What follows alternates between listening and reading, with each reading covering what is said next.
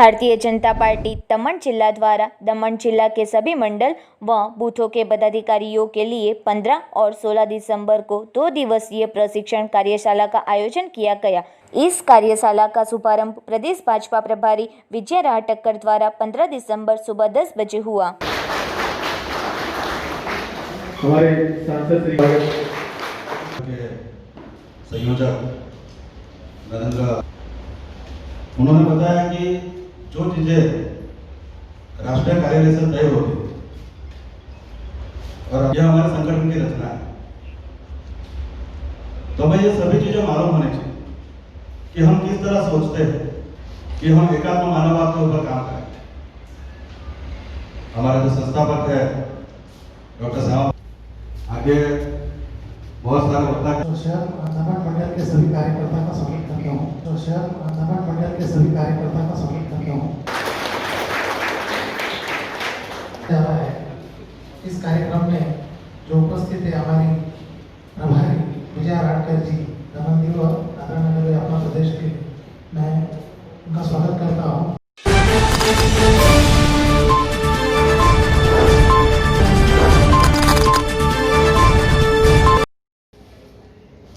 आप सभी लोग जानते हैं, भारतीय जनता पार्टी देश के यशस्वी प्रधानमंत्री श्री नरेंद्र भाई मोदी के नेतृत्व में बहुत ही ऐतिहासिक कार्य कर रहे हैं।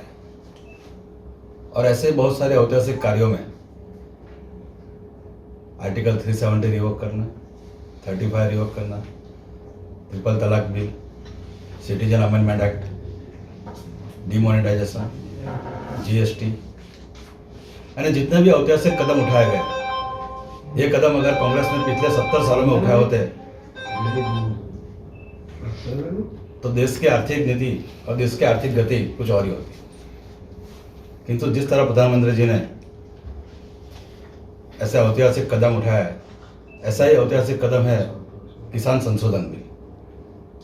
और ये किसान संशोधन बिल किसानों का उत्थान के लिए, किसानों की आय दुगना करने के लिए, किसानों को उनका अधिकार देने के लिए। वो गेहूं कांग्रेस के ज़माने में सिर्फ 1.5 लाख करोड़ में सरकार खरीदी, आज प्रधानमंत्री जी आने के बाद वो 3 लाख करोड़ में खरीदा जा रहा है। धान की बात करें तो 2 लाख करोड़ में खरीदी थी सरकार। जब प्रधानमंत्री नरेंद्र भाई मोदी आए तो भाजपा की सरकार में ये 5 लाख करोड़ में खरीद रही। दाल की बात करें तो सिर्फ 684 करोड़, आज 50,000 करोड़ की दाल खरीद रहे हैं।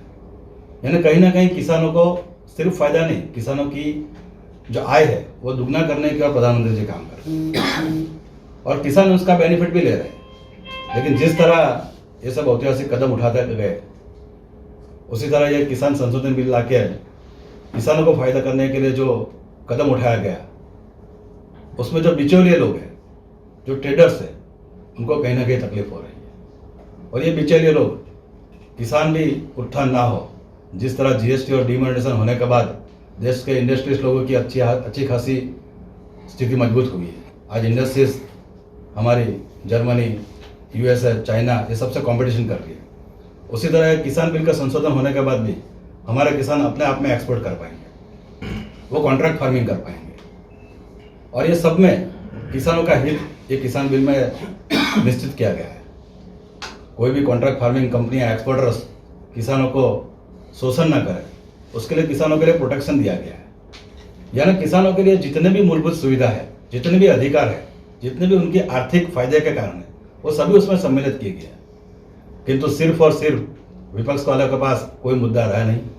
प्रधानमंत्री जी देश की सुरक्षा, देश का विकास और ये सभी के ऊपर पूर्ण रूप से कार्य कर रहे हैं। और देश आने वाले दिनों में हमारे भारतीय जनता पार्टी का जो संपर्क है, जो सूत्र है, जो संकल्प है कि हम माँ भारती को परम वैभव स्थान पर पहुँचाने की ओर आगे बढ़ रहे हैं और हमारे प्रधानमंत्री जी इसी विषय में आगे कार्य कर रहे हैं, तो विपक्षों को तकलीफ हो रही है और इसीलिए ये पूरा आंदोलन खड़ा किया गया है और किसानों को भड़काया जा रहा है।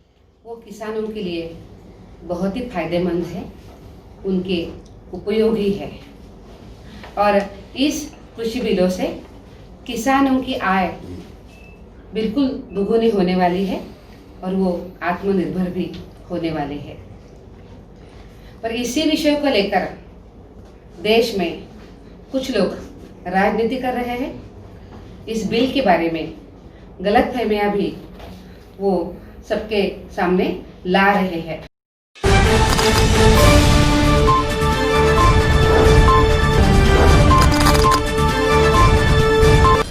दादरा नगर हवेली में पिछले 3 दिनों से हो रही लगातार बारिश से मौसम में ठंडक का माहौल छा गया, जिसके चलते सुबह प्रकृति ने कोहरे की चादर बिछाई हो ऐसा लग रहा था, जिससे मौसम खुशनुमा और सुहाना बन गया था। सुबह ड्यूटी और मॉर्निंग वॉक पर निकले लोगों ने इसका लुत्फ उठाया।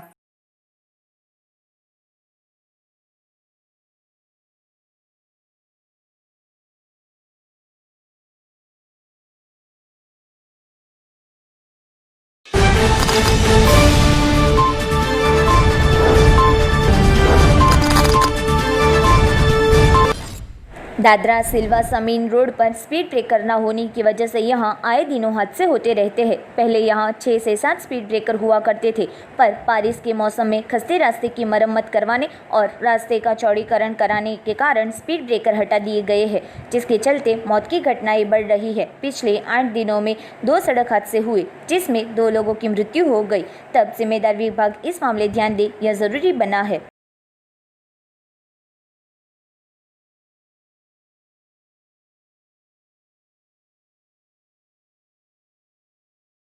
जब से ये जो नया रास्ता बना है और चौड़ा हुआ है, इस पे एक भी स्पीड ब्रेकर नहीं है। अभी ये 1 हफ्ते के अंदर 2 लोगों की एक्सीडेंट में मृत्यु हुई है। रात को भी एक आदमी की मृत्यु हुई है। तो उस पर आपके क्या विचार हैं? इसमें आपके चैनल से मैं पहले तो प्रशासन को शुक्रियागुजार हूँ कि अच्छा रोड बना दिया, लेकिन ये जो स्पीड में जो व्हीकल जा रहा है उसमें आदमी जो क्रॉस करने वाले आदमी है या कोई छोटे साधन वाले आदमी है, उसका भी 2 एक्सीडेंट दादरा में हो गया 8 दिन में। उसमें एक साइकिल सवार भी मर गया और कल एक ट्रक के नीचे एक आदमी आके मर गया। तो मुझे मालूम है कि हाईवे अथॉरिटी है, बात सही है, लेकिन आदमी की जान के अलावा उससे ज़्यादा कुछ नहीं है। आदमी रहेगा तो सब सुविधा आदमी वापर सकते हैं। तो मेरा प्रशासन से एक ही निवेदन है कि दादरा में तात्कालिक स्पीड ब्रेकर बनाया जाए, जिससे आने वाले कोई हादसे को कोई अंजाम नहीं मिले और लोगों का जीवन आदमी कोई गंवा नहीं सके। और ख़ास करके ये जो रोड बना है, रोड चौड़ा हुआ है, उसमें कई जगह पे 2-3 जो पेड़ है बड़े, वो रोड बना है उसके बीच में आ गया है। तो वो रोड की वजह से कि बड़ा हादसा होने की संभावना है। तो फॉरेस्ट डिपार्टमेंट को भी मैं यहाँ से बोलना चाहता हूँ कि अगर वो पेड़ भी जल्दी से कट जाए, जो भी परमिशन है, जो भी कानून के हिसाब से पूरा करके जल्द से जल्द कट जाए, तो उसमें वो भी फ़ायदा रहेगा। तो लोगों का जो ये अकस्मात का जो अभी चल रहा है वो रुक जाएगा।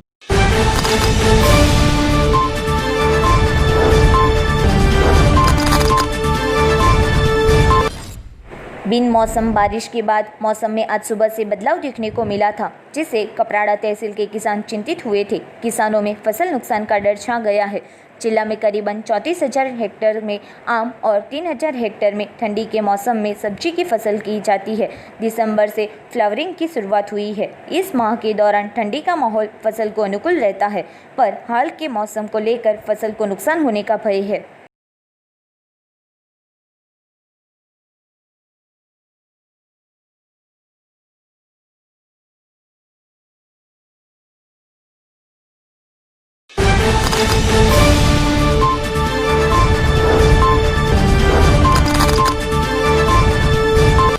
पारडी पुलिस को मिली जानकारी के अनुसार नेशनल हाईवे नंबर 48 से बीते कल वापी से सूरत जाती एसटी बस को पारडी पुलिस के स्टाफ ने जब्त किया था, जिसमें शराब ले जाती 3 महिला और 4 पुरुष को पुलिस मुसाफिर की आड़ में शराब की मात्रा के साथ गिरफ्तार किया था।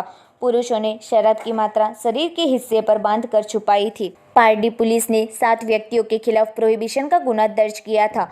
तब वापी डेपो या दमन से आती एसटी बस में बार बार शराब भरकर ले जाने में गुजरात एसटी निगम के अधिकारियों की मिलीभगत हो ऐसा लग रहा है, पर हाल ड्राइवर और कंडक्टर के खिलाफ कोई कार्यवाही करने में नहीं आ रही। इस मामले गुजरात निगम एसटी बस अधिकारियों के सामने कई सवाल उठ रहे हैं। आज रोज गिरफ्तार हुए महिला और पुरुष बिल्ली मोरा, सूरत, नवसारी जिला के होने का सामने आया था।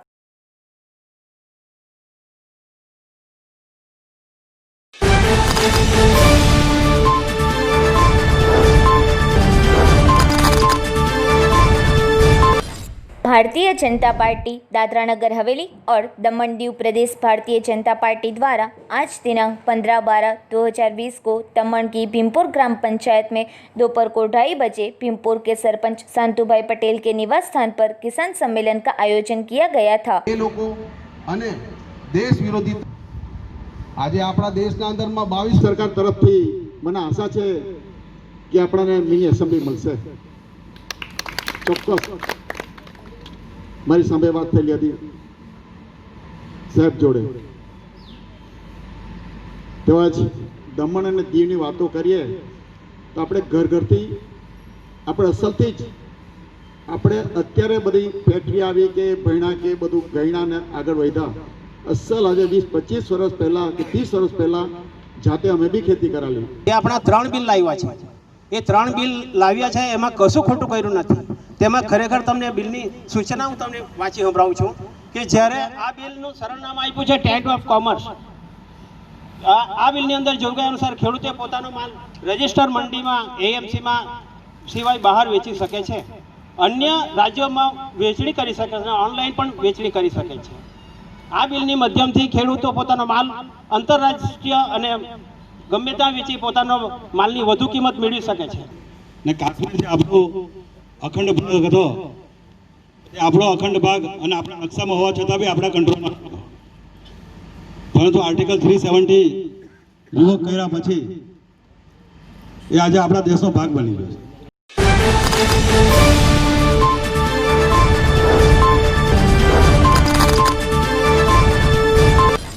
पारडी तहसील के डेहली गांव में दादरी फलिया में पत्थर तोड़ने की भानु मेटल इंडस्ट्रीज नाम की कोरी आई है। इस कोरी में हिटाची मशीन में काम करते चालक दीपू कुमार महेंद्र भाई राम हाल मेटल इंडस्ट्रीज रूम में रहता था और मूल गईपुर जिला आजमगढ़ यूपी का निवासी है। वह किसी को बताए बिना बड़ी ट्रक नंबर GJ15YY 9626 में अन्य व्यक्ति को जगजीवन राम भागेलू प्रसाद को बिठाकर अपनी ट्रक तेज गति से चलाते खाई में गिर गई थी, जिससे गंभीर हादसा हुआ था।